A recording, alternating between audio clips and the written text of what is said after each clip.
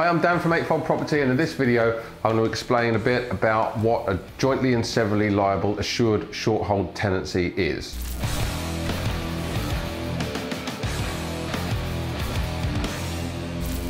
So all tenancies now are assured short hold tenancy agreements, and they're all jointly and severally liable, which means no matter how many people are in the group, if it's just a couple or if you've got a 5 or 6 bedroom student house, you're all going to be jointly and severally liable, which means that you all have the same liabilities towards paying the rent, towards any dilapidations or anything that is involved in your commitment to the tenancy agreement. So for instance, if there's 4 of you and one of you isn't paying your rent, even though morally it's that person's duty to pay their rent, at the end of the tenancy you're all liable for any arrears, and it's really important that you take this on board before you choose who you're going to live with. If you're going to move in with people who you're really not too sure of, then it's probably not an idea to sign something that could make you financially liable for, you know, £5,000 or £6,000 of their rent. Likewise, even if you're moving in with a partner, a boyfriend, a girlfriend or whatever, you need to know that you can trust this person, that you're committed to this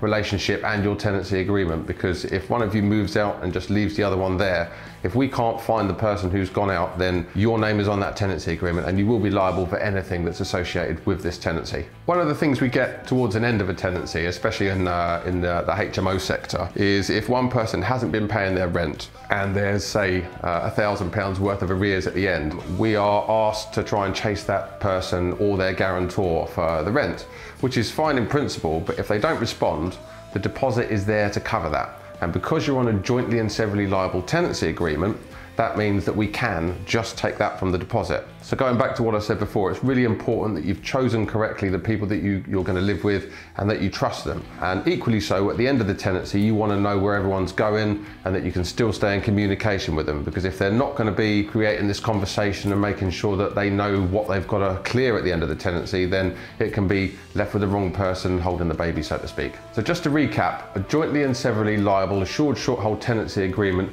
means that anybody who is on that contract is equally liable for any dilapidations, any damage, any tenancy breach, and any rent or money owed at the end of that tenancy. So if you have any questions regarding assured short hold tenancy agreements or what jointly and severally liable liabilities are going to mean to you, then do give us a call at Eightfold Property.